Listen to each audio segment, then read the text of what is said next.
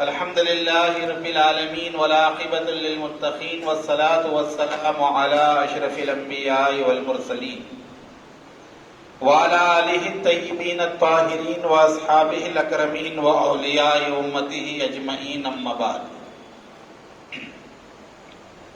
فقد قال الله تبارك وتعالى في شأن حبيب إن الله وملائكته يصلون على النبي يا أيها الذين آمنوا صلوا عليه وسلموا تسليما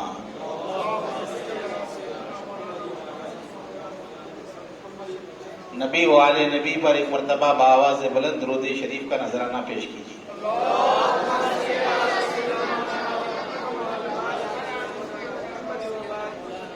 صلاۃ و سلام علیک یا رسول اللہ وعلی آلک و اصحابک یا حبیب اللہ صلی اللہ تعالی علیہ وسلم۔ اللہم صلی علی سیدنا جد الحسن والحسین وعلی آل سیدنا جد الحسن والحسین وبارک وسلم صلاۃ دائما بدوام ملک اللہ۔ جزا اللہ عنا سیدنا و مولانا محمد صلی اللہ علیہ وآلہ واصحابہ وبارک وسلم۔ اما بعد، ہر تعریف، عظمت و بڑائی، بزرگی و کبریائی صرف اور صرف اللہ رب العزت کے لیے ہے، جو تمام جہانوں کی پرورش کرنے والا ہے۔ میں اللہ تعالیٰ کا حمد کثیر اور اس کا شکر جمیل بجا لاتا ہوں، اور اس بات کی گواہی دیتا ہوں، اور ایسی گواہی جو مجھے اور آپ کو دنیا میں، قبر میں اور محشر کے دن آئے، وہ یہ کہ اللہ کے سوا کوئی لائق عبادت نہیں، وہ ایک ہے، اس کا کوئی ساتھی و شریک نہیں، اور اس بات کی گواہی کہ ہمارے اور آپ کے آقا و مولا، دونوں جہاں کے مالک و مختار، گلشن ہستی کی اولی فصل بہار، آقا نامدار، حضور پر نور، شافع یوم النشور، حضرت سیدنا و مولانا ابو القاسم محمد مصطفیٰ احمد مجتبی محمود مرتضیٰ صلی اللہ علیہ وسلم، اللہ تعالیٰ کے آخری رسول، اس کے برگزیدہ بندے اور تمام عالمین کے سردار ہیں۔ اللہ تعالیٰ حضور پر، حضور کی آل اولاد، صحابہ کرام، اہل بیت اور اولیاء امت پر صبح قیامت تک بکثرت درود و سلام بھیجتا رہے، رحمتیں برکتیں نازل فرماتا رہے۔ آئیے عقیدت و محبت کے ساتھ ہم اپنے آقا و مولا حضور کریم رؤوف و رحیم صلی اللہ علیہ وسلم کی بارگاہ میں اظہار غلامی کا ثبوت دیتے ہوئے ایک دفعہ بآواز بلند درود پاک کا نذرانہ پیش کریں۔ پڑھیے درود پاک۔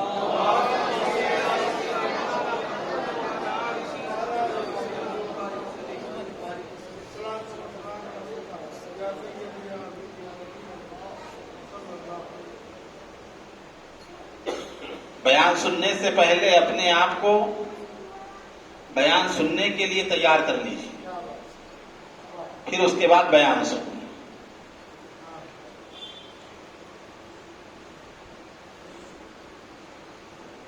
اور آج کا جو بیان ہے،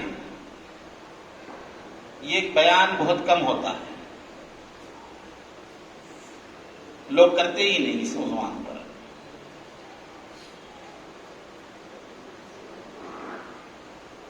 اس لحاظ سے دل و دماغ کو حاضر رکھیں اور اپنے آپ کو موجود رکھیں۔ حاضر ہو کر غیر حاضر مت ہوئیے۔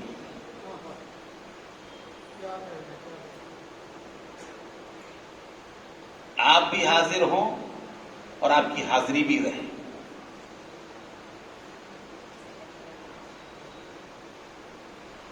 شاعر کہتا ہے، علی کو فاتح بدر و حنین کہتے ہیں، علی کو فاتح بدر و حنین کہتے ہیں، حسن کو نور شہ مشرقین کہتے ہیں، حسن کو نور شہ مشرقین کہتے ہیں، وفا کی آخری منزل کا نام ہے عباس، وفا کی آخری منزل کا نام ہے عباس، کمال صبر و رضا کو حسین کہتے ہیں، کمال صبر و رضا کو حسین کہتے ہیں، اور کہا عروج فہم و نظر کو حسین کہتے ہیں، عروج فہم و نظر کو حسین کہتے ہیں، کمال روح بشر کو حسین کہتے ہیں۔ سمجھ میں آئے تو کہیے، عروج فہم و نظر کو حسین کہتے ہیں، کمال روح بشر کو حسین کہتے ہیں، جو چند لمحوں میں جائزال صدیوں کا، جو چند لمحوں میں جائزال صدیوں کا رفیع اسی نظر کو حسین کہتے ہیں۔ تو ذکر تو ہے امام عالی مقام کا، تذکرہ ہے شہادت حسین کا، واقعات کربلا کے سلسلے میں یہ ہماری آج چوتھی نشست ہے۔ خلافت راشدہ، اس عنوان پر آپ 3 مجالس میں خلفائے راشدین کے متعلق ان کی روحانی عظمتوں اور فضیلت کے متعلق سنتے رہے۔ اللہ نے کیسے انہیں تصرفات عطا فرمائے،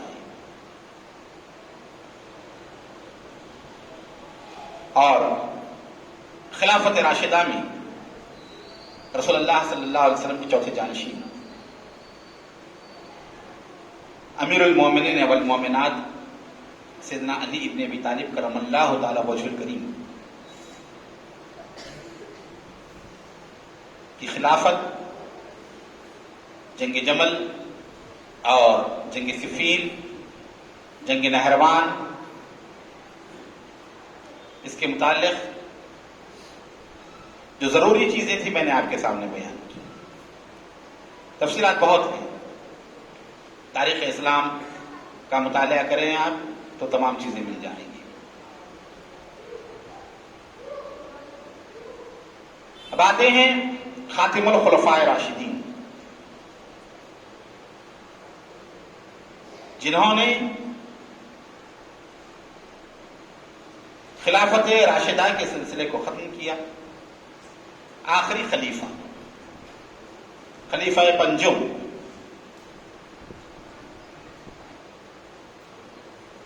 چار یار کی اصطلاح الگ ہے، خلفائے راشدین کی اصطلاح الگ ہے، یہ یاد رکھیں۔ لوگ بہت غلط ملت کرتے ہیں، کہتے ہیں کہ 4 یار ہیں، تو بہت سارے سمجھتے ہیں کہ جو ہے امام حسن کو نہیں ملایا جاتا، صرف ان چاروں کو جو ہے کہا جاتا ہے خلفائے راشدین۔ جہاں 4 یار کہا جائے گا نا، وہاں ابو بکر، عمر، عثمان، علی، یہی مراد ہوں گے سنیوں کے اعتبار سے، رافضیوں کے پاس علیحدہ ہیں۔ تو 4 یار، انہیں جو کہا جاتا ہے یاران نبی، حضور کے ساتھ رہنے والے، حضور کے دوست، ہر جگہ جو سرکار کے ساتھ رہے، اس اعتبار سے انہیں 4 یار کہا جاتا ہے۔ خلفائے راشدین 4 نہیں 5، خلفائے راشدین 5 ہیں۔ اہل سنت کے عقیدے کے مطابق حضرت سیدنا امام حسن المجتبی یہ 5ویں خلیفہ ہیں، جن کے اوپر سلسلہ خلافت راشدہ ختم ہو گیا اور ملوکیت یعنی بادشاہت کا آغاز ہوا۔ حضرت امیر معاویہ رضی اللہ تعالیٰ عنہ مسلمانوں کے پہلے بادشاہ، مسلمانوں کے پہلے بادشاہ، خلافت راشدہ ختم امام حسن پر، خلافت علی منہاج النبوہ جسے کہا جاتا ہے، وہ خلافت جو طریقہ نبوت پر تھی، رسول اللہ صلی اللہ علیہ وسلم کے بتائے ہوئے طریقے پر جو نظام خلافت چلا، وہ 30 سال، اور یہ 30 سال ختم ہوتے ہیں امام حسن مجتبی کی دستبرداری پر۔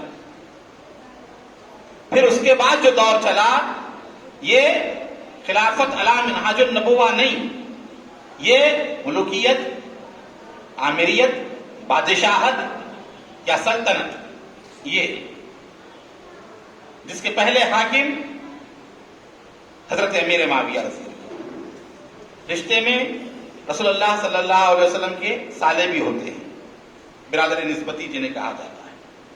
ام حبیبہ آپ کی بہن ام المومنین ہے۔ اس لحاظ سے صحابہ کا جو آخری طبقہ ہے اس میں وہ داخل ہے، حضرت امیر معاویہ۔ ان کے متعلق لعن طعن کرنا یا زبان درازی کرنا یہ اہل سنت کا طریقہ نہیں، اور جو کرے وہ سنی نہیں۔ کیوں کہ اہل سنت نے کہا سکوت اختیار کریں، خاموشی اختیار کریں۔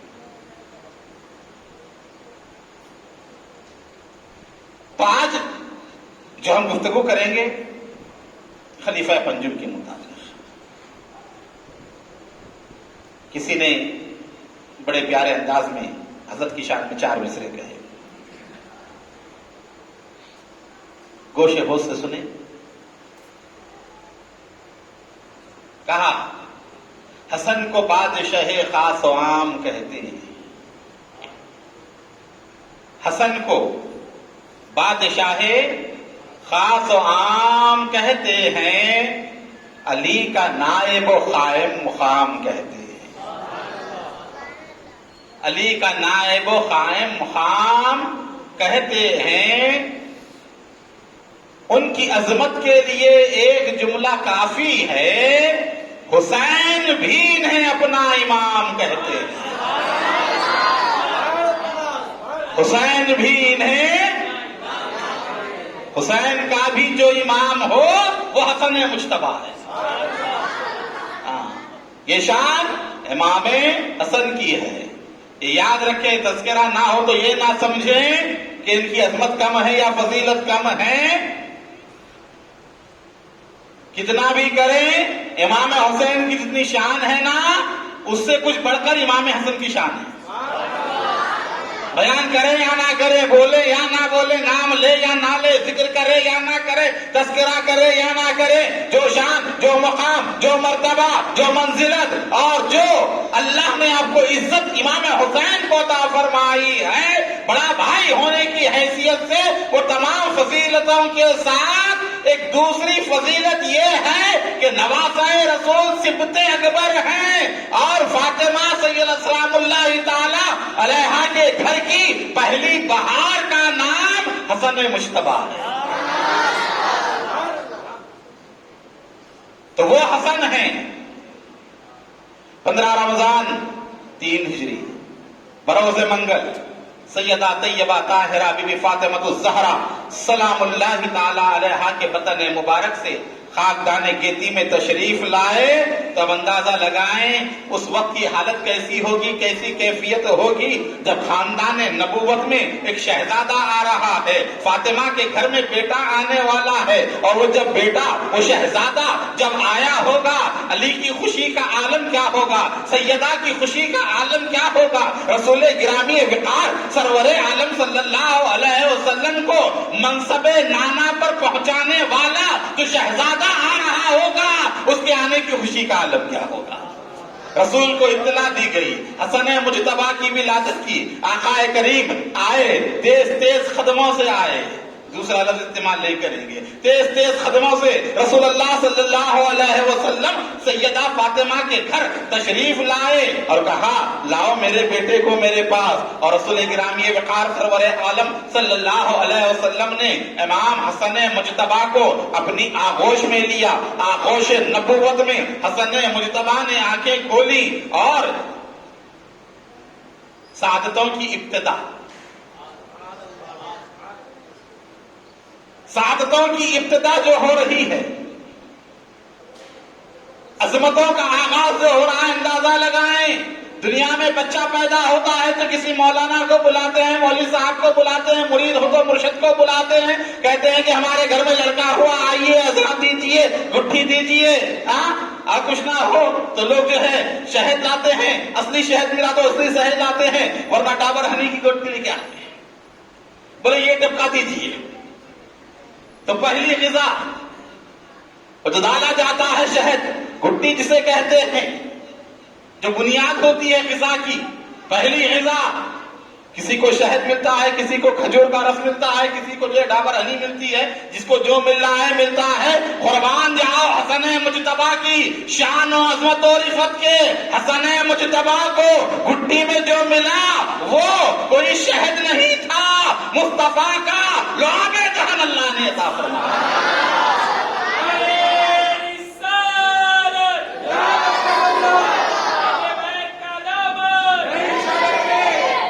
رسول اللہ نے اپنی زبان حق ترجمان حسن کے منہ میں ڈال دی۔ حسن مجتبیٰ نے لعاب پاک رسول گرامی وقار کا استعمال کیا اور آپ کی گھٹی جو تھی وہ حضور کے لعاب مبارک سے بنی۔ عبداللہ بن زبیر رضی اللہ تعالیٰ عنہ بیان کرتے ہیں، واقعہ مشہور ہے نا، وَحَسَنُ مِنْكَ لَمْ تَرَ خَطُّ عَيْنِي، سنتے ہیں آپ میلاد کی محفلوں میں۔ حسان بن ثابت نے کہا رسول براق صلی اللہ علیہ وسلم کے متعلق، آپ کی طرح کوئی حسین و جمیل کسی ماں نے دنیا میں جو ہے پیدا نہیں کیا ہے نا، مشہور ہے۔ حضرت عبداللہ بن زبیر کہتے ہیں خدا کی قسم حسن بن عبداللہ، حسن بن علی یعنی حسن مجتبیٰ، حسن بن علی کی طرح خوبصورت کسی لڑکے کو میں نے نہیں دیکھا۔ حضور کی نالین ہوتی ہے، شب معراج پہن کے سرکار گئے تھے، اس نالین کو رکھ کر چمڑے پر ایک نالین بناتے ہیں، اس کی نقل کرتے ہیں۔ بہت سارے جو مقامات ہوتی ہیں لوگ بولتے ہیں اس طرح کس طرح آ گئے، اصل نالین کو رکھ کر جو چمڑے پہ اسی طرح جو ہے نالین کو جو ہے بناتے ہیں، وہ نقش نالین پاک رسول اللہ صلی اللہ علیہ وسلم کی ہوتی ہے۔ پھر اسی وہ جو نخل ہے، اصل نقش نالین جو کہا جاتا ہے، نالین مبارک کی نخل بناتے ہیں، پھر اس نخل کو پیپر پر رکھ کر نقش نالین بناتے ہیں۔ یہ بات سمجھ میں، نقش نالین جسے کہتے ہیں۔ ہاں، احمد رضا فاضل بریلوی رحمۃ اللہ نے کہا جو سر پہ رکھنے کو مل جائے نالے پاک رسول کے کہیں تاجدار ہم بھی ہیں، یہاں سے رضا صاحب نے کہا، تو اس کو کہتے ہیں نقش نالین۔ عبد الرحمن جامی نے کہا فدائے نقش نالینت کنم جائیں یا رسول اللہ، ہاں میری جان آپ کے نقش نالین پر فدا۔ کیوں؟ وہ جو نقش نالین ہیں اتارا کسی نے ہے، بنایا کسی نے ہے، قلم کسی کا تھا، کاغذ کسی کا تھا، کسی نے رکھ کر سرکار کے نالین کا نقش اتار دیا تو اتنا عظمت والا ہو گیا کہ حکیم الامت مولانا اشرف علی تھانوی جو دیوبندیوں کے حکیم الامت ہے وہ بیان کرتے ہیں کہ آدھی رات کو اگر وہ نقش نالین پانی نہا کر سر کے اوپر رکھ کر اگر دعا کرے اللہ دعا قبول فرماتا ہے۔ یہ نقش نالین کی فضیلت بیان کی گئی۔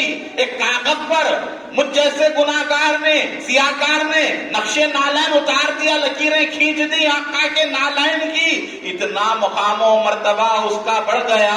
عبد الرحمن جامی جیسا عاشق رسول کہتا ہے فدائے نقش نالینت کنم یا رسول اللہ، یا رسول اللہ میری جان آپ کے نقش نالین پر فدا ہے، نالین پر نہیں۔ نالین کا جو نقش ہے اس پر فدا ہے، جو نالین کی کاپی ہو، جو نالین کو دیکھ کر اتارا جائے تو اس کا یہ عالم ہے۔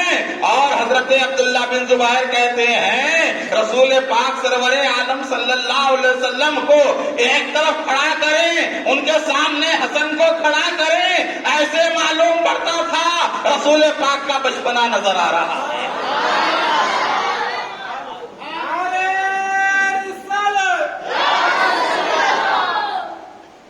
مہرے نبی پہ دیکھ کے کہتے تھے وہ حسن کو رسول اپنا بچپن اٹھائے پھرتے ہیں، رسول اپنا بچپن اٹھائے پھرتے ہیں۔ فرمایا پورے لوگوں میں حسن سے بڑھ کر کوئی حضور کی طرح نہیں تھا، شبیہ پیمبر کہا گیا، رسول اللہ کی تصویر کہا گیا، حسن سے بڑھ کر کوئی حضور کی طرح نہیں تھا تو اندازہ لگائیں جن کے نالین کا نقش اتنا عظمت والا ہو تو اس خالق کونین نے مصطفیٰ کے چہرے کی طرح اپنے دست قدرت سے جس حسن کو بنایا ہو اس حسن کا عالم کیا ہوگا؟ تو وہ حسن مجتبی آقا کریم سرور عالم صلی اللہ علیہ وسلم فرماتے ہیں جسے خواہش ہو جنتی نوجوانوں کے سردار کو دیکھے، جنتی نوجوانوں کے سردار کو دیکھے، وہ حسن ابن علی کو دیکھے، تمام جنتی نوجوانوں کا سردار حسن ابن علی، امام حسن المجتبی رضی اللہ تعالیٰ عنہ علیہ السلام۔ حضرت ابو ہریرہ مشہور راوی احادیث مبارکہ بیان کرتے ہیں رسول اللہ صلی اللہ علیہ وسلم بازار نکلے، بنو قینقاع کے بازار میں گئے، پورا بازار آپ نے گشت فرمایا، دیکھا، واپس آ رہے تھے، حضور مجھے تھامے ہوئے تھے، میرے کندھے پر سرکار اپنا دستے مبارک رکھے ہوئے تھے، اور اسی حالت میں بنو قینقاع کے بازار سے رسول اللہ صلی اللہ علیہ وسلم مسجد نبوی میں تشریف لائے۔ لانے کے بعد حضور نے کہا، کہاں ہے میرا شہزادہ؟ اسے مجھ سے قریب کرو۔ کہاں ہے میرا بیٹا؟ اسے مجھ سے قریب لاؤ۔ لوگ دوڑتے ہوئے گئے اور امام حسن المجتبی کو اٹھائے اور رسول اللہ صلی اللہ علیہ وآلہ وسلم کی خدمت میں لے کر آئے۔ حضور نے حسن مجتبی کو اپنے سینے سے لگایا، فرماتے ہیں حضور نے اپنے لبہائے مبارک امام حسن کے لبوں پر رکھ دیے، حضور نے بوسہ دی اور سرکار نے انہیں اپنے اوپر بٹھایا۔ بٹھانے کے بعد سرکار اللہ کی بارگاہ میں کہتے ہیں کہ مولا میں اس سے محبت کرتا ہوں، تو بھی اس سے محبت کرتا، اور مولا جو اس سے محبت کرے تو اس سے بھی محبت فرما۔ ابو ہریرہ بیان کرتے ہیں کہ جب منظر میں نے دیکھا، خدا کی قسم جب کبھی حسن کو دیکھتا ہوں تو وہ منظر آتا، رسول چوم کر دعا کرتے تھے، اس وقت سے لے کر آج تک بڑھاپے کی منزل میں ابو ہریرہ تھے، شہادت کے وقت تک امام حسن کی کہتے ہیں کہ جب بھی اس امام حسن کو دیکھتا ہوں حضور کی یہی بات یاد آتی ہے اور میری آنکھوں سے آنسو جاری ہوتے ہیں۔ کیا منظر تھا جب رسول گرامی وقار نے اپنے نواسے کے لیے اللہ کی بارگاہ میں دعا کی، وہ حسن المجتبی۔ تو سعادتیں، عظمتیں، بلکہ سعادتوں کو سعادت جہاں سے ملتی ہے وہ اہل بیت کا در ہے، عظمتوں کو عظمت جہاں سے ملتی ہے وہ اہل بیت کا گھرانہ ہے، وہ گھرانہ جس کا باپ خود باب العلم ہو، ہے نا، انا مدینۃ العلم وعلی بابھا، بڑی اہمیت ہے۔ کسی کو شہر میں جانا ہو، شہر میں ایک مرتبہ جاتا ہے لیکن دروازے سے 2 مرتبہ پالے پڑتے ہیں، جاتے وقت بھی دروازے سے جانا پڑتا ہے، نکلتے وقت بھی دروازے سے نکلنا پڑتا ہے، سمجھے آپ؟ ہاں، ایمان اگر حاصل کرنا ہے تو بھی علی کے ہوتے ہوئے جانا پڑے گا، نکل بھی رہا ہے تو علی سے چھوڑے گا تب نکلے گا۔ ہاں، تو 2 طرف جو ہے، جاتے وقت بھی جو ہے سابقہ پڑتا ہے، آتے وقت بھی سابقہ پڑتا ہے، اسی لیے حضور نے دروازہ فرمایا، آنا بھی ہو علی کی چوکھٹ پر آنا، جو علی کی چوکھٹ پر آیا وہ نبی کی چوکھٹ پر آیا، جو علی سے دور ہوا وہ نبی سے دور ہوا، اسی لیے کہتے ہیں نا میدان میں آ گئے ہو تو پھر کھل کے بات ہو، تو علی کے ساتھ ہو پھر تم کس کے ساتھ ہو؟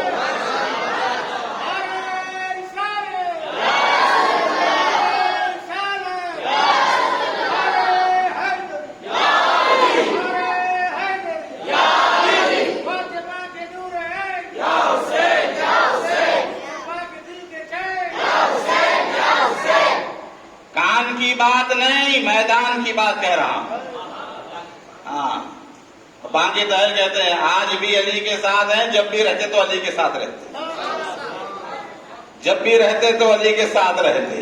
کوئی آئے مخالف بولے وہ دعویٰ کر کے بتا ہے, ہم تو کہیں گے بانگی طاہر ہاں اب بھی علی کے ساتھ ہیں, جب بھی علی کے ساتھ ہیں, ہاں ہر وقت علی کے ساتھ رہیں گے, قیامت میں بھی رہیں گے تو علی کے ساتھ رہیں گے.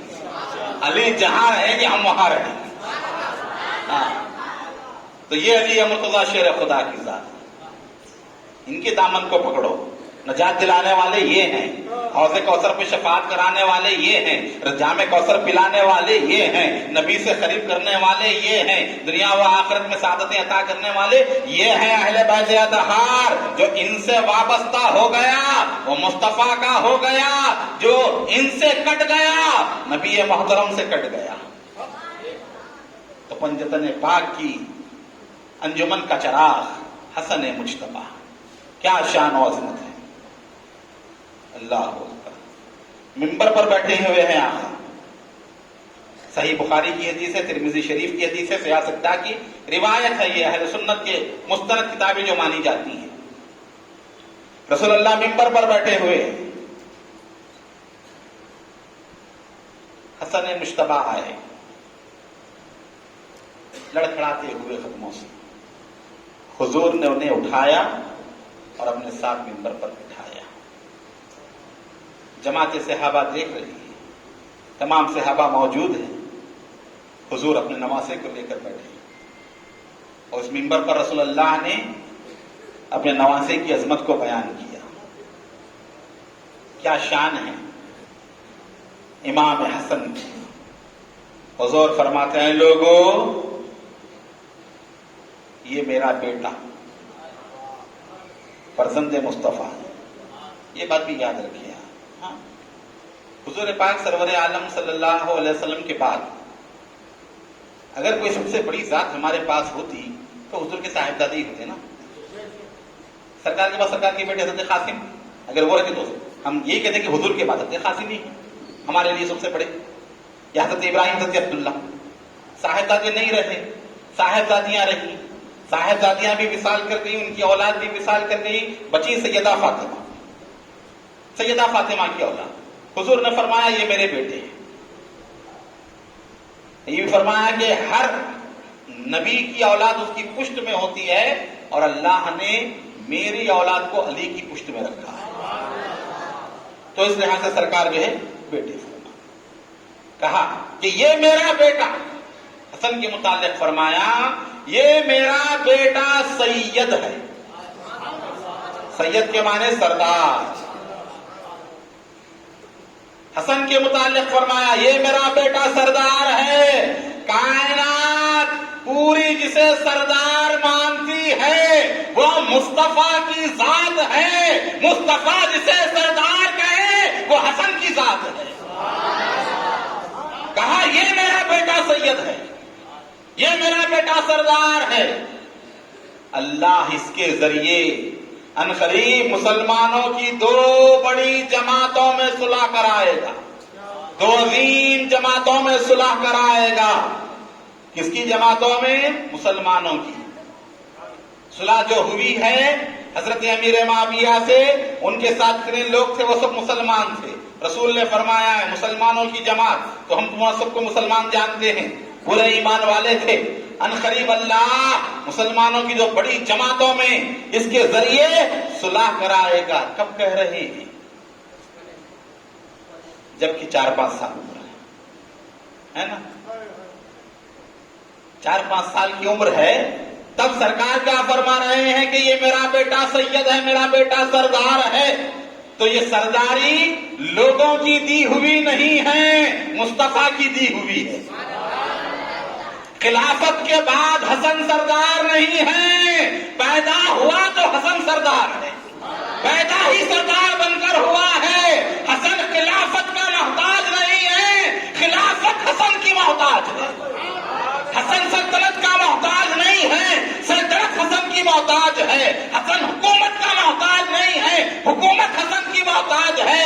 ارے سلطنت رہے نہ رہے تب بھی یہ سید ہے, خلیفہ رہے نہ رہے تب بھی یہ سید سید ہے، اس سے پہلے بھی سید تھا، تب بھی سید تھا اور اب بھی سید ہے۔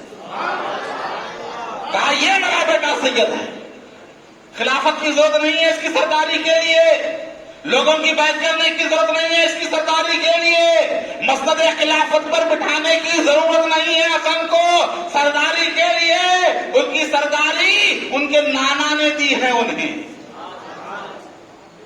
کسی مسلمانوں نے نہیں دی ہے وہ سرداری،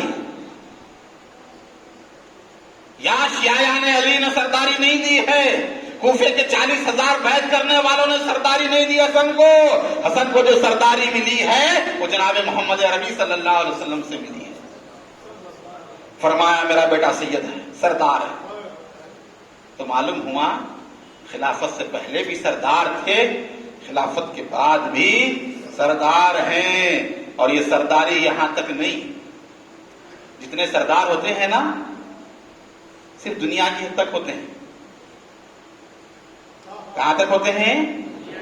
جتنے بھی سردار ہیں جب تک دنیا ہے، جب تک قبیلہ ہے، جب تک حکومت ہے تب تک سرداری ہے، قبیلہ ختم سرداری ختم، سلطنت ختم سرداری ختم، اور آقا نے ایسی سرداری عطا فرمائی ہے، فرمایا جب دنیا بھی ختم ہو جائے گی جنتی جنت میں چلے جائیں گے، جہنمی جہنم میں چلے جائیں گے، اہل جنت بھی ہمیشہ رہیں گے، اہل جہنم بھی ہمیشہ رہیں گے، جنتی جب تک جنت میں رہیں گے، جب تک جنت رہے گی، فرمایا الحسن والحسین سید شباب اہل الجنہ، میرے حسن و حسین جنتی نوجوانوں کے سردار ہیں، جب تک جنت ہے تب تک ان کی سرداری ہے۔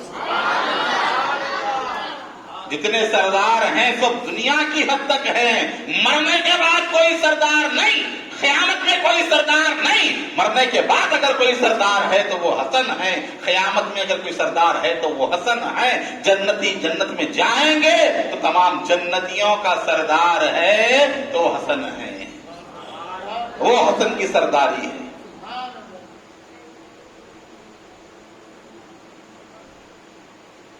وہ حسن مجتبی، سردار جو ہوتے ہیں نا ان کی سخاوت بھی ویسی ہوتی ہے، خرچ بھی ویسی کرتے ہیں، بخیل نہیں بنتا کبھی سرداری، لوگوں کا محبوب نہیں بنتا، اور یہ تو حسن مجتبی ہیں۔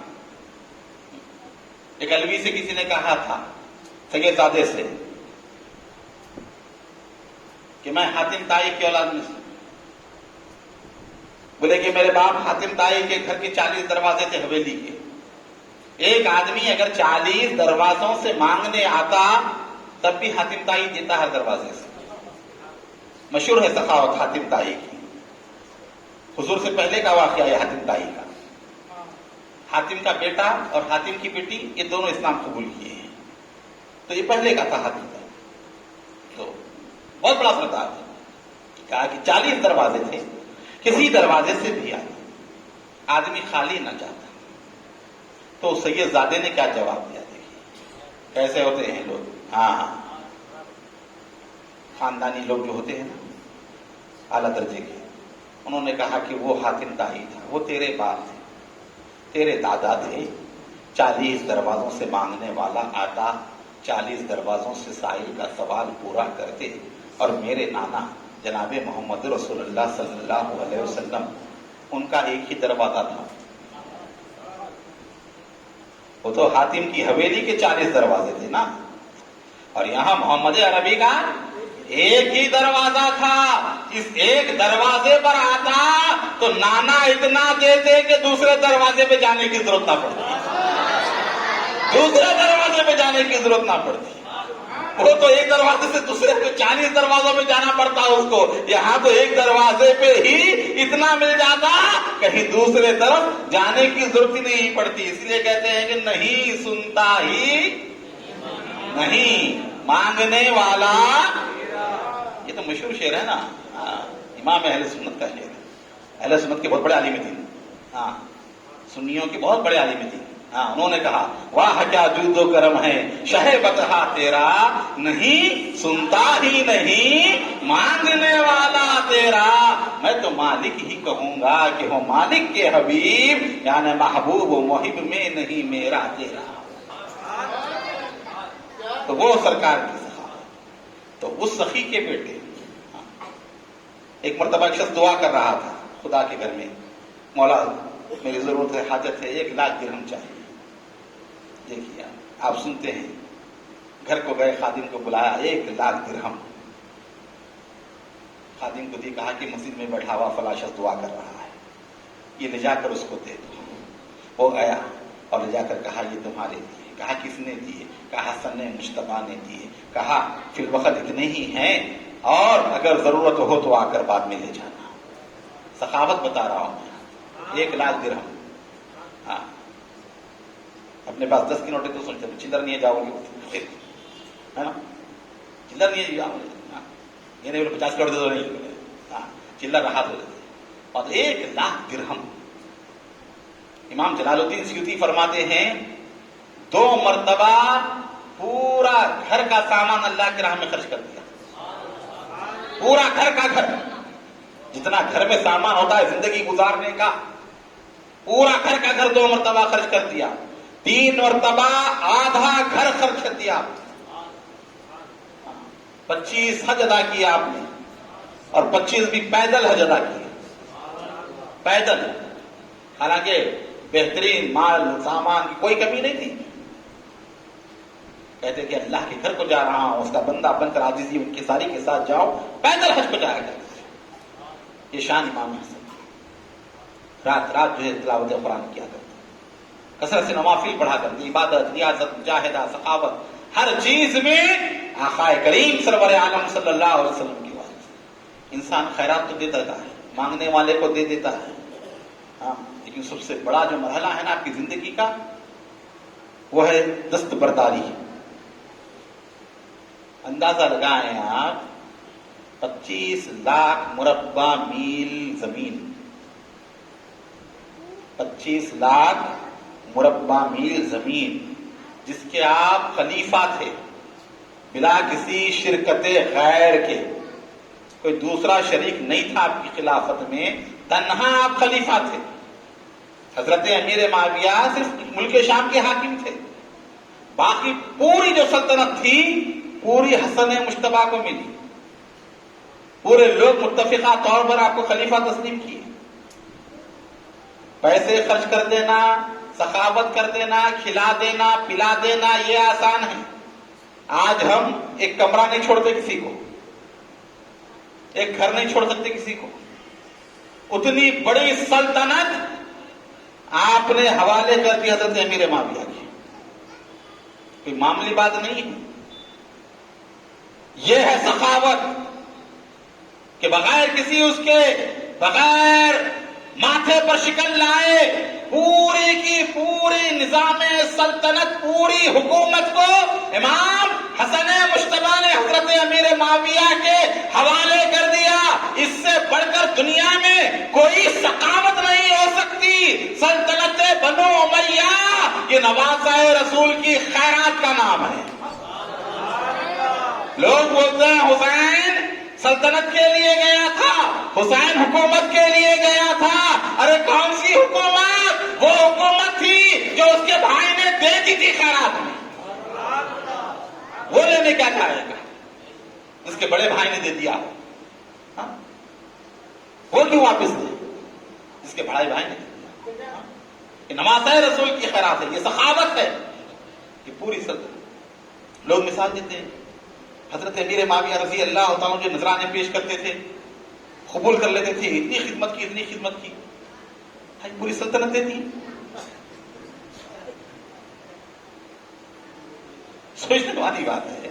ہاں آپ میری جو ہے پورے ایک جو ہے بلڈنگ لے لیں، پھر اس کے بعد میرے رہنے کے لیے، کرائے کے لیے 8,000 روپے اگر آپ کرایہ دے رہے ہیں تو لوگوں کو دکھ رہا ہے کہ بولے کرایہ دے رہے ہیں، بولے 8,000، پوری بلڈنگ لے لیے، پورا گھر لے لیے، وہ نظر نہیں آیا؟ نہیں، امام حسن کھاتے تھے، بولے ارے دیا تھا کس نے؟ امام حسن کھاتے تھے، ان کا امام حسن کھاتے رہے تو دیا تھا کس نے؟ پوری سلطنت تو انہوں نے دی تھی نا، سلطنت دی تھی۔ امام حسن جو دیے وہ یاد نہیں رہا، اور حضرت امیر معاویہ رضی اللہ عنہ وہ یاد ہے، دیا کرتے تھے۔ نذرانہ مقرر تھا، حضرت کو جو ہے ہر سالانہ وظیفہ مقرر تھا. میں تنقید نہیں کر رہا ہوں، بتا رہا ہوں میں آپ کو بات کو. ایک طرفہ بات جو کرتے ہیں لوگ، یہ چیز بتاتے ہیں، لیتے تھے کرتے تھے. ارے لیتے تھے بولے تو کیا کسی دوسروں کا لیے ہو؟ قبول کر رہے تھے کیا ناجائز کسی کا قبول کر رہے تھے؟ کسی سے چھین رہے تھے؟ پوری سلطنت دے دیے تھے. اب ظاہر بات ہے کہ جو آدمی رہے ناز و نام میں، اس کے لیے ویسے معاملے ہوتے ہی رہتے ہو. تو دے رہے ہیں تجھے، کوئی یہ تو نہیں ہے، احسان تو نہیں ہے نا امام حسن کے اوپر، معاذ اللہ. ہاں تو وہ بھی صحابی رسول ہیں، تنقید نہیں کر رہا ہوں، میں بتا رہا ہوں. میں آپ کو ایک ہی طرف کی جو بات کرتے ہیں بتاتے ہیں. نہیں امام حسن لیتے تھے اتنے لاکھ لیتے تھے، اتنے لاکھ لیتے تھے، ہر سال قبول کرتے تھے. حضرت امیر معاویہ کا نذرانہ جو ہے لے کر آپ استعمال کیا کرتے تھے، یقیناً کرتے تھے، لیکن اس سے پہلے کا مرحلہ نہیں دکھ رہے ہو. الگ الگ بہت ساری باتیں. حضرت سیدنا امام حسن پوری زندگی سخاوت کرتے رہے اور آخر میں سب کچھ قربان کیا. سلطنت سے دستبردار ہو گئے، چھوڑ دی سلطنت. پھر اس کے بعد مدینہ منورہ میں آ کر بقایا زندگی کے دن آپ نے گزارے. بے انتہا سخی رہے. یہ آگے واقعات آئیں گے آپ کو، تمام چیزیں سخاوت کی وغیرہ اس کے حوالے سے جو ہے کیسی سخاوت تھی آپ کی. یہاں تک کہ یہ روایتیں ہیں کہ بنو امیہ کے لوگ جو تھے، مروان جو تھا بنو امیہ کا تھا، ممبر پہ کھڑے ہو کر حضرت علی کے متعلق نازبہ کلمات کہتا. مسجد نبوی کے ممبر میں آپ پھر بھی برداشت کیا کرتے. صبر و حلم کا مادہ جو تھا، برداشت کی یہ قوت تھی آپ کے پاس، بے مثل و بے مثال قوت تھی.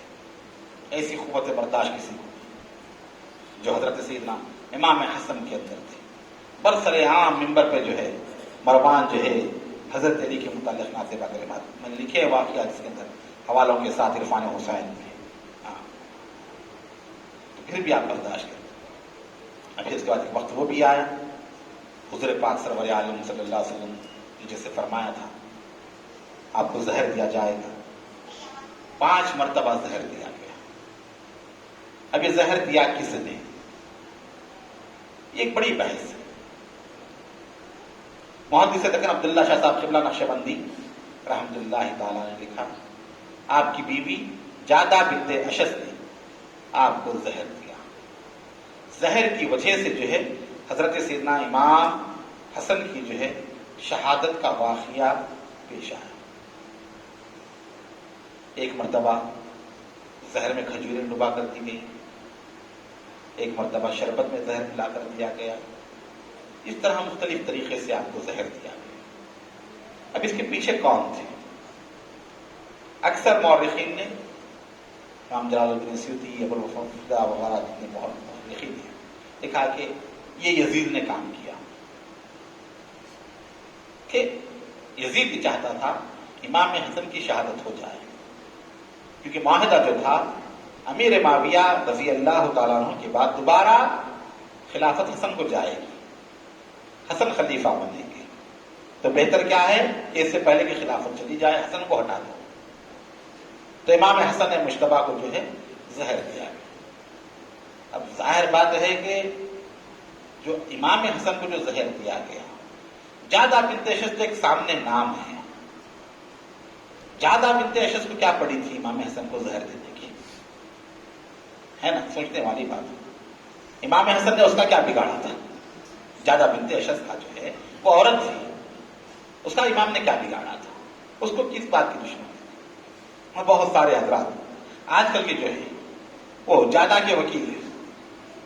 یہاں تک کہ حضرت جادہ رضی اللہ تعالیٰ عنہ کے اوپر بہت بڑا بہتان ہے، الزام ہے کہ انہوں نے امام حسن کو زہر دیا. اس طرح کی باتیں کرتے ہیں.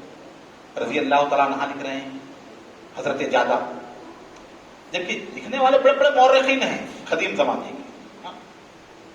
امام کی بیوی اس طرح عمل کیسا کر سکتی ہے؟ اتنے بڑے امام کی بیوی اس طرح کی حرکت کیسے کر سکتی ہے؟ تاریخ انبیاء پڑھو، پیغمبروں کی بیویوں نے بے وفائی کر دی. لوط علیہ السلام کی بیوی کا واقعہ، نوح علیہ السلام کی بیوی ہے. یہ پیغمبروں کی بیویوں نے جو ہے پیغمبروں کے ساتھ غداری کی ہے. جب نبی کی بیوی نبی کے ساتھ غداری کر سکتی ہے تو امام کی بیوی کیوں نہیں کر سکتی؟ سوچنے والی بات ہے. بولے جس کا جسم جو ہے امام حسن کے جسم سے لگ گیا وہ جنتی ہے، تو کیا نوح علیہ السلام کے جسم کے ساتھ جس کا جسم لگا وہ دوزخی ہے؟ وہ جنتی نہیں ہے. تو ایک علیحدہ چیزیں ہیں. اس طرح کی جو باتیں کر کے جو ہے دلیلیں جو دیتے ہیں، جادہ کی وکالت جو کرتے ہیں، جادہ کو بچانے کی جو کوشش کرتے ہیں. کہ زہر دیا کس نے آخر؟ جب جادہ نے بھی نہیں دیا، یزید نے بھی نہیں دیا، تو معاذ اللہ کیا خود کھا لیا؟ ہاں، تو زہر دیا گیا. جب زہر دیا گیا، 5ویں مرتبہ جو ہے ہلاہل جو تھا، ہیرے کی کنی جو ہوتی ہے، اس کو گھس کر جو ہے سرائی میں ڈالا گیا. بہت احتیاط کرتے تھے. امام حسین کے گھر پہ آ کر رہ گئے تھے. جب دیکھا میں بار بار زہر دیا جا رہا ہے، تو آخر میں امام حسین کے گھر پہ آئے اور کہا کہ بھائی یہیں پر رہوں گا، مجھے بہت خوف لگا ہوا ہے. آپ نے کہا ٹھیک ہے یہیں پر رہیے.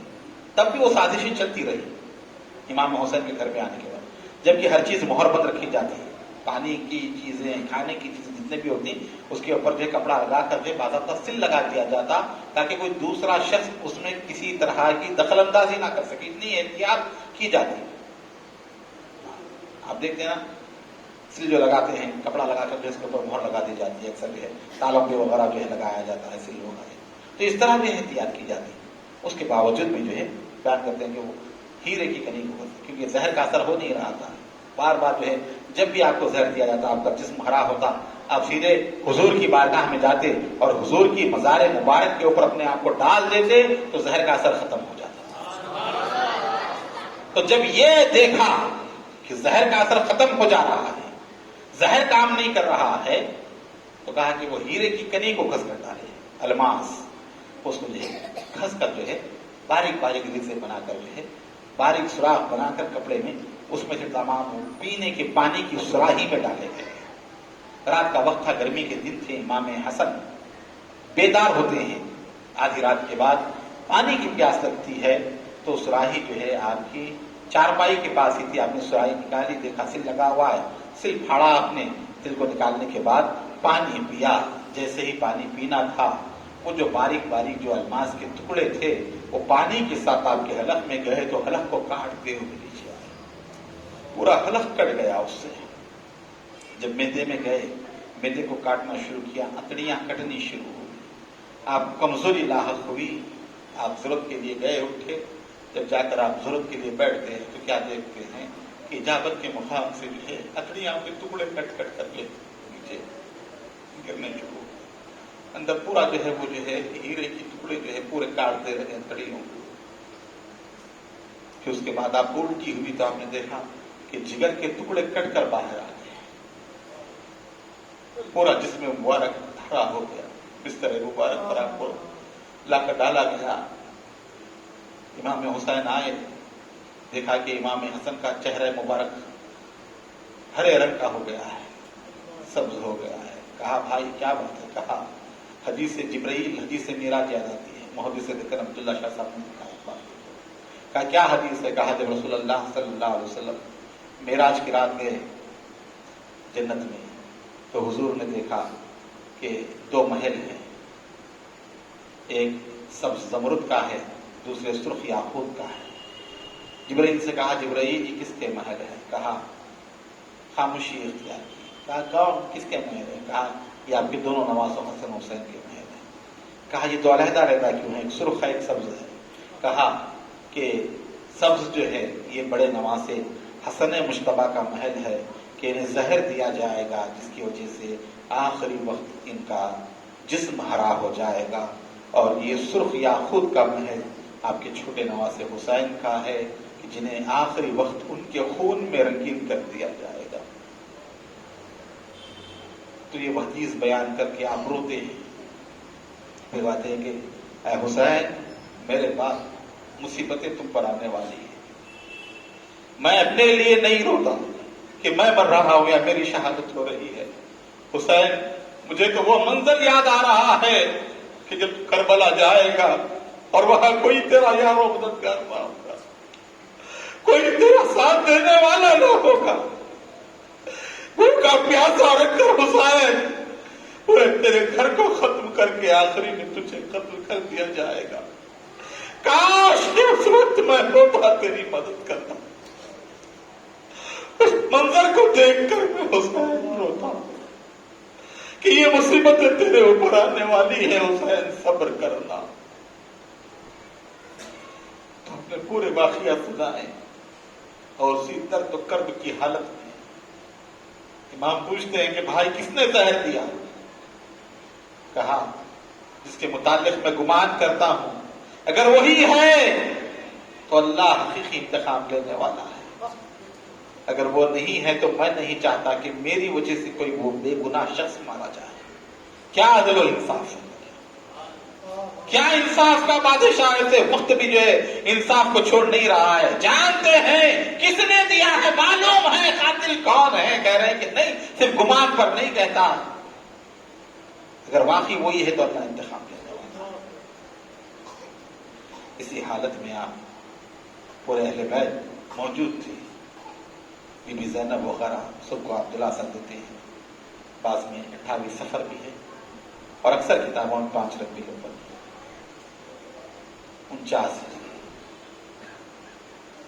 41 سال کی عمر آپ کا بھی شہادت کا واقعہ پیش ہے. آپ نے فرمایا کہ میں نے ام المومنین بی بی عائشہ صدیقہ سے اجازت حاصل کر لی کہ مجھے نانا جان کے بازو رکھا جائے تو وہاں پر مجھے دفنانا، لیکن میں سمجھتا ہوں کہ مجھے وہاں دفن ہونے نہ دیا جائے گا. اگر کوئی ایسی رکاوٹ ہو لڑائی نہ کرنا، سیدہ فاطمہ میری اماں کے پاس مجھے رکھ دینا. جب جنازہ تیار ہوا امام حسن مجتبیٰ کا جنازہ اٹھا کر لے گئے رسول اللہ کے پہلو میں دفن کرنے کے لیے. مروان آ کر کھڑا ہو گیا، کہا عثمان بقیع میں دفن نہ ہو اور ہم حسن کو یہاں دفن ہونے دیں گے؟ کہا کہ ہم ہرگز حسن کو یہاں دفن نہیں. لڑنے کی نوبت آ گئی، تلواریں نکل گئیں. امام حسین نے بھی تلوار نکالی، پورے بنو ہاشم نے تلوار نکالی، بنو امیہ کے پورے جتنے بھی حواری تھے. گورنر خود بنو امیہ کا تھا اور پوری مدینے پر حکومت بنو امیہ کی، حضرت میرے معاویہ کا گورنر. روک دیا گیا. بعض روایتوں میں آتا ہے کہ جنازے پر تیر برسائے گئے. اتنے تیر برسے خون مبارک آپ کا جسم سے نکلنا شروع ہوا. جنازے کو پلٹا دیا گیا اور وہ جنازہ واپس گھر کو آتا ہے. اتنے بیٹھے ہوئے کسی نے زندگی میں دیکھا ہے کسی کی میت گھر کو واپس آئی ہے؟ ایک مرتبہ جب جنازہ نکلتا ہے تو باہر سے واپس نہیں آتا دوبارہ، لیکن یہ حسن مجتبیٰ کا جنازہ تھا. ان کے نانا کے پاس انہیں دفن ہونے نہیں دیا گیا. جنازہ پلٹ کر دوبارہ گھر کو آتا ہے. جب کھولا جاتا ہے پورا کفن لہو لہان تھا. بعض روایتوں میں آتے کہ 7 کفن سیدہ زینب نے تبدیل کیے تھے، اتنا خون نکلتا رہا. پھر دوبارہ آپ کو کفن دیا گیا. کفن دینے کے بعد جنت البقیع میں جب لے جایا گیا، ابو ہریرہ رضی اللہ عنہ روتے رہتے، کہتے کہ لوگوں یہ رسول اللہ کا محبوب ہے جو آج ہم سے جدا ہو رہا ہے. اے لوگوں دیکھ لو تصویر مصطفیٰ جا رہی ہے، رسول اللہ کا نواسا جا رہا ہے. جنت البقیع لایا گیا. کہتے کہ اتنے لوگ تھے، پورا جنت البقیع میں کوئی ایسی جگہ نہ تھی کہ جہاں پر سوئی ڈالی جائے تو وہ زمین کے اوپر گرے، کسی کے اوپر گر جائے گی. تو وہیں پر بیان کرتے ہیں کہ سیدہ بی بی فاطمہ الزہرا کی مزار مبارک کے پہلو میں آپ کی قبر مبارک بنائی گئی اور وہیں پر جو ہے دفن کیا گیا. بی بی فاطمہ کے بازو امام حسن مجتبیٰ کو رکھا گیا. تو اس طرح کا واقعہ ایک مظلومانہ شہادت، شہید کرنے کے بعد بھی آپ کے جنازے کے ساتھ جو ہے اس طرح کا معاملہ ہوا. تو وہ امام حسن مجتبیٰ سید الازکیاء یتیم شان شہادت، سلام ہو آل رسول پر، سلام ہو اولاد علی پر، سلام ہو فاطمہ کی نور نظر پر، سلام ہو رسول پاک سرور عالم صلی اللہ علیہ وسلم کی شبیہ مبارک پر۔ انشاءاللہ تعالی کل سے امام علی مقام کے واقعات کا آغاز ہوگا۔ کھڑے ہو جائے صلاۃ والسلام کی۔